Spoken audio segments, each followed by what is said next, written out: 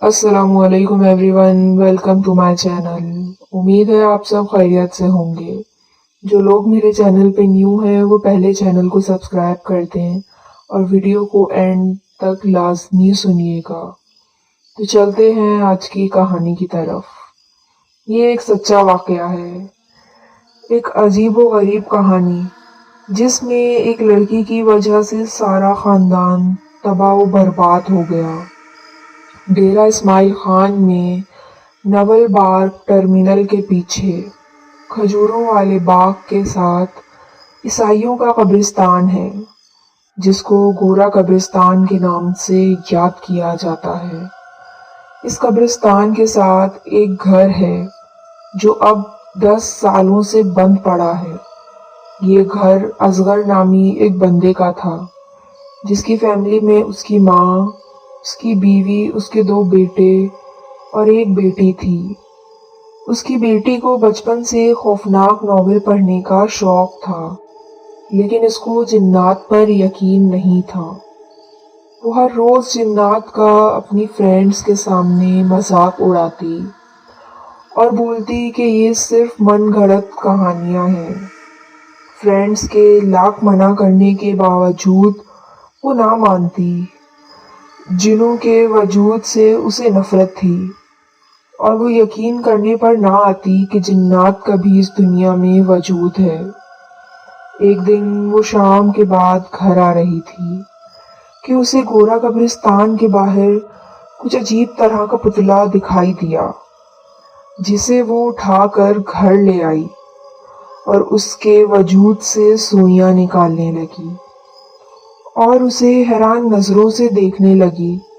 उसे जिन्नात पर तो यकीन था ही नहीं, इसलिए उसका ध्यान काले जादू की तरफ भी ना गया।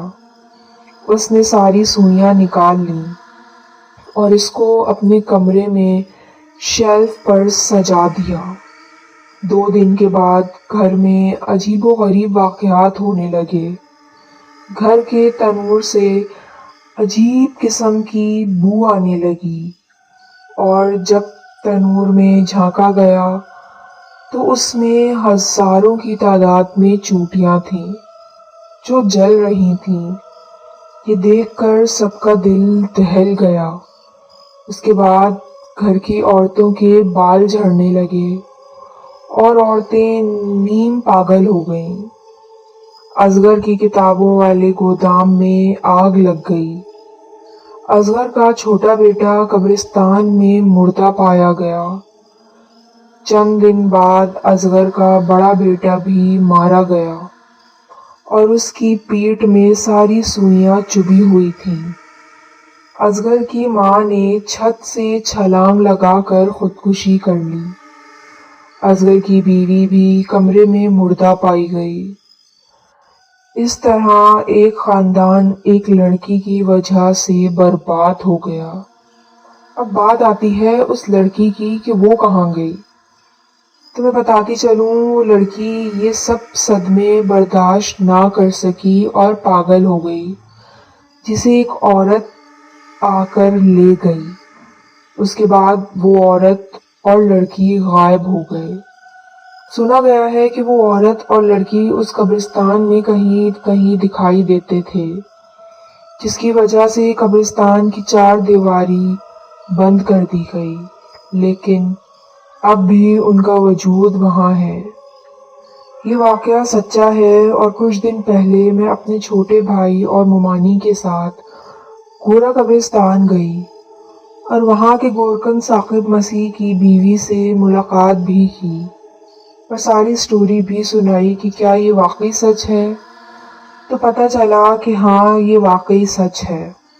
गोरा कब्रिस्तान में शाम के बाद जाना मना है और दिन को अकेले जाना भी मना है और वो घर भी सालों से बंद है और नवल बाग के साथ वाली बस्ती दरखान वाली का कोई बंदा उस घर की तरफ नहीं आता। तो चलते हैं दूसरे वाक़े की तरफ, जिनकी ये कहानी है उन्हीं की ज़ुबानी सुनते हैं।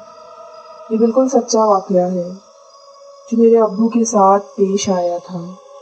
ये 94 की बात है, जब मेरे अब्बू नाइट जॉब करते थे। وہ نیشنل اسٹیڈیم کی پارکنگ میں جب شادی لان ہوا کرتے تھے، ابو وہاں مینیجر کی جاب کرتے تھے۔ روز رات کے 3 بجے تک واپسی ہوتی تھی۔ ان کی ایک رات جب واپسی ہو رہی تھی تو جو اوپر کی سائڈ راستہ جاتا ہے وہاں ابو کو اپنی بائک کے آگے کفن میں ایک لاش جو ہوا میں اڑ رہی تھی بالکل بائک کے سامنے دکھائی دی۔ ابو نے آیت الکرسی پڑھنی شروع کر دی۔ وہ جو کچھ بھی تھا دور جا کر غائب ہو گیا۔ دوسرے دن ابو نے اپنے آفس میں بتایا تو جو اس لان کی کیٹرنگ کا کام کرتے تھے وہ بھی کہنے لگے کہ آپ کے جانے کے بعد ہم بھی اپنی سوزوکی میں جا رہے تھے، ہم نے بھی وہ کفن میں لپٹی ہوئی لاش نما چیز دیکھی۔ وہ لوگ کافی سارے تھے اور بہت ڈر گئے تھے، تو انہوں نے اپنی سوزوکی کی گاڑی واپس لے لی لان کی طرف اور پوری رات لان میں گزاری۔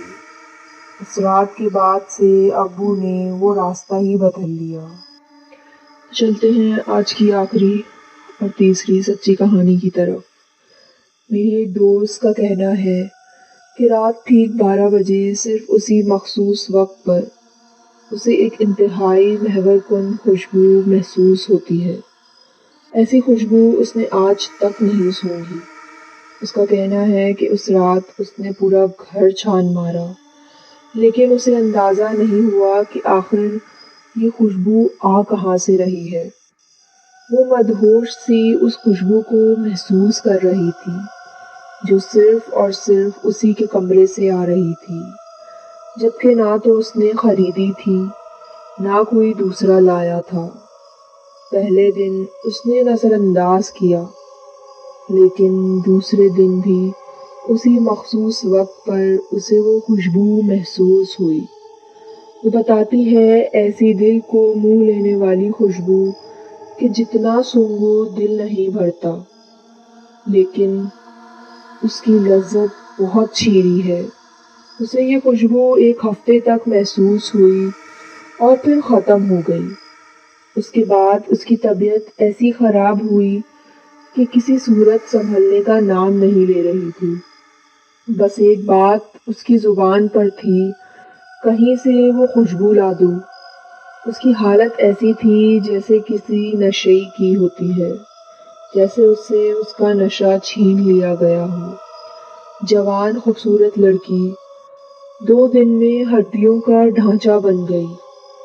ان کے ماموں جب دیکھنے آئے تو انہیں شک ٹھہرا کہ معاملہ کچھ ہٹ کر ہے، کیونکہ وہ روحانی وظیفے کرتے تھے۔ تھوڑی بہت پڑھائی کے بعد پتہ چلا کہ اس پر جن عاشق ہے۔ بہت حیل و حجت کے بعد اس نے سچ بتایا کہ اسے جن دیکھنے کا شوق اٹھا۔ اس نے رات 12 بجے تیز خوشبو لگا کر بال کھولے اور چھت پر جا کر شدت سے یہ الفاظ کہے کہ مجھے جنات سے دوستی کرنی ہے۔ کئی بار دہرانے کے بعد وہ نیچے آ گئی اور دوسرے ہی دن سے یہ معاملات اس کے ساتھ پیش آئے۔ کافی وظیفہ اور پڑھائی کے بعد اس جن سے پیچھا چھڑایا۔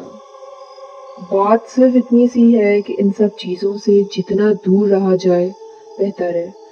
نہ ہی یہ کوئی مذاق ہے نہ وقت گزاری کا طریقہ۔ آپ کی نادانی میں آپ کے ساتھ گھر والے بھی اذیت میں مبتلا ہو جاتے ہیں۔ اس لیے ایسے لڑکے اور لڑکیوں سے گزارش ہے جو جنات سے دوستی کرنا چاہتے ہیں، اپنی جان کے دشمن نہیں بنے۔ دوستو، اگر آپ لوگوں کے ساتھ بھی کوئی اس طرح کا واقعہ پیش آیا ہے تو ڈسکرپشن میں دیے گئے نمبر پہ اپنی کہانی ضرور شیئر کیجیے گا اور اپنا بہت خیال رکھیے گا۔ اللہ حافظ۔